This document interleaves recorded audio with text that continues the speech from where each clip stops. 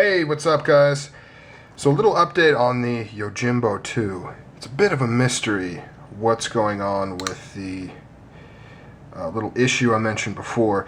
I actually polished the edge up a little bit, took a little material off. It reduced that little nick, I don't know what you'd call it. Reduced it down a little. You can still see it there, though.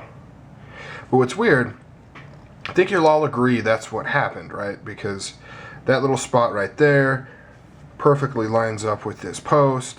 I showed you the post. It had cut marks in it, right? Well, I took it out into the sunlight and looked at it because I wanted to see, how exactly it was hitting, how close it was, stuff like that. And I noticed that it was actually really far away from hitting. Really far away from hitting. In fact, you can really kind of see it. Maybe if I had a kind of a white background or something, I don't know. But you can actually kind of see it.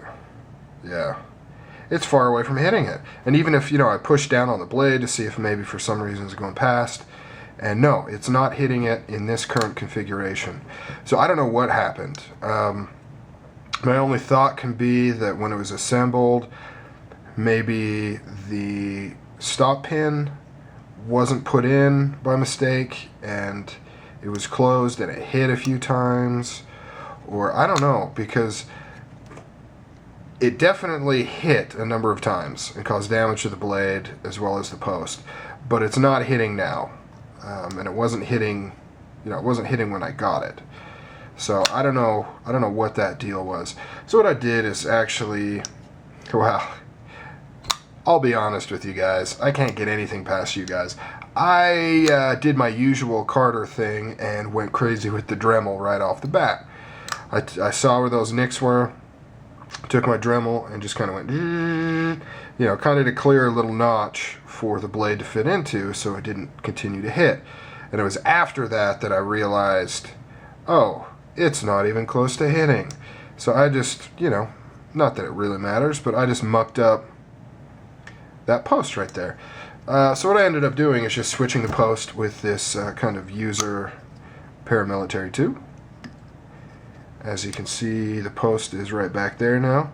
And just FYI, same exact hardware, same exact post, exactly the same size, same one used on both of these. Even though this one has a slightly thicker blade, I'm guessing it uses slightly thinner washers probably. To keep everything the same thickness, or something of that nature. So anyways, I'm glad I got that resolved.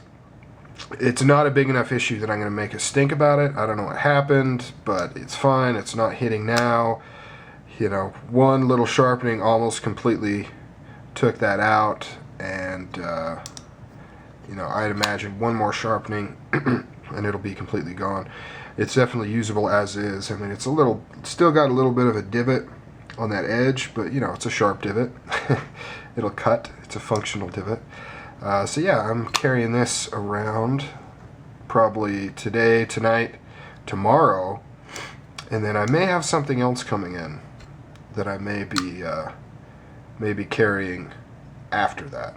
It's a little bit of a surprise. We'll see. I'm not sure if it'll be here yet. But yeah, definitely a cool little blade. Just playing with it, super smooth. Really well done. Just a great size for EDC and tactical defensive use, which is what this was designed for. Michael Janik is kind of a renowned knife fighting expert, I guess you would call him.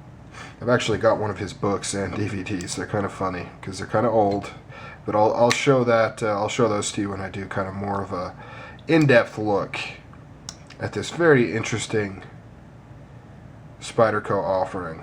I will tell you, one thing is the thumb hole is smaller than like the Para 2 and not quite as easy to get your finger into.